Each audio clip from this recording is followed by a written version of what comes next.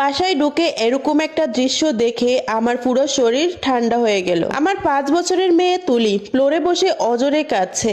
তার সামনে এক প্লেট গরম খিচুড়ি, আর সোফায় পা তুলে বসে আমার দ্বিতীয় স্ত্রী মিতু এক মনে মোবাইল টিপছে। তুলি হাত বাড়িয়ে মিতুর ওড়নাটা ধরলো, আদো আদো গলায় বলল, আম্মু খিদা লাগছে, খাইয়ে দাও, মা খাইয়ে দাও। মিতু মোবাইল থেকে চোখ না সরিয়ে এক প্রকার জটকা দিয়ে ওড়নাটা ছাড়িয়ে নিল। তারপর অত্যন্ত কর্কশ গলায় বলল, গায়ে হাত দিবি না, তোকে না বলেছি খিদা লাগলে নিজের হাতে খাবি, আর না পারলে না খেয়ে থাক, আমি তোর আয়া বুয়া না। তুলি বয়ে কুকড়ে গেল, আর ওর ছোট হাত দুটো কাঁপছে।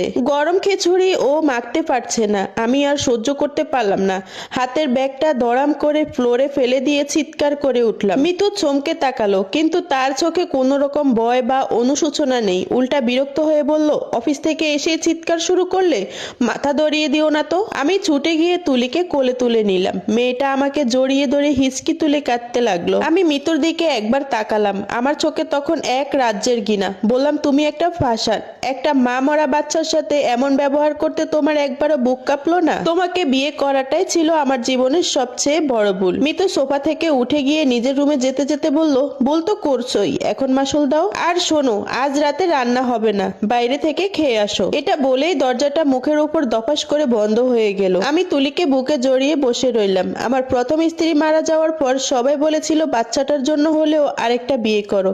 ভেবেছিলাম মিতু শিক্ষিত শান্তশিষ্ট একটা মেয়ে, তুলিকে মায়ের অভাব বুঝতে দেবে না। কিন্তু বিয়ে 3 মাসের মাথায় বুঝলাম আমি ঘরে এক জল্লাদ নিয়ে এসেছি। পরের 7 দিন আমাদের বাসায় এক প্রকার নীরব যুদ্ধ চললো। আমি মিতুর সাথে কথা বলি না, ও বলে না। ও তার নিজের মতো থাকে, বন্ধুদের সাথে আড্ডা দেয়, শপিং করে। আর তুলিকে আমি অফিসে যাওয়ার আগে খাইয়ে যাই, এসে আবার খাওয়াই। মাঝখানে একদিন দুপুরে ফাইল নিতে হঠাৎ বাসায় এসেছিলাম, দেখি তুলি বারান্দার গ্রিল ধরে দাঁড়িয়ে আছে। দুপুরের কড়া রোদে ওর মুখ লাল হয়ে গেছে, গামে ভিজে একাকার।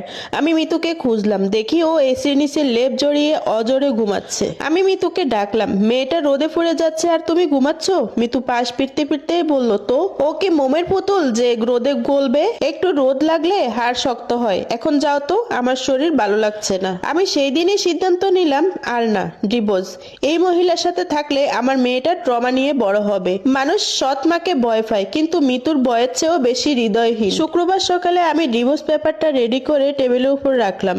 মিতু তখন কফি খাচ্ছিল। আমি শান্ত গলায় বললাম, মিতু, আমি মুক্তি চাই, আমার মেয়েটাকেও মুক্তি দিতে চাই, তুমি সই করে দাও। মিতু কাগজটার দিকে তাকালো, তার মুখে কোনো রকম ভাবান্তর নেই। সে হাত বাড়িয়ে কলমটা নিল। সই করতে যাওয়ার ঠিক আগ মুহূর্তে কলিং বেল বেজে উঠলো। দরজা খুলতেই দেখি আমার শাশুড়ি মানে মিতুর মা দাঁড়িয়ে আছেন, সাথে মিতুর ছোট ভাই। উনাদের মুখ থমথমে। শাশুড়ি ভেতরে ঢুকে মিতুর দিকে তাকিয়ে বললেন, তুই কি এখনো সাজিদকে বলিসনি? আমি অবাক হলাম, কি বলেনি? মিতু দ্রুত উঠে গিয়ে তার মাকে থামানোর চেষ্টা করলো। মা প্লিজ, এসব এখন থাক।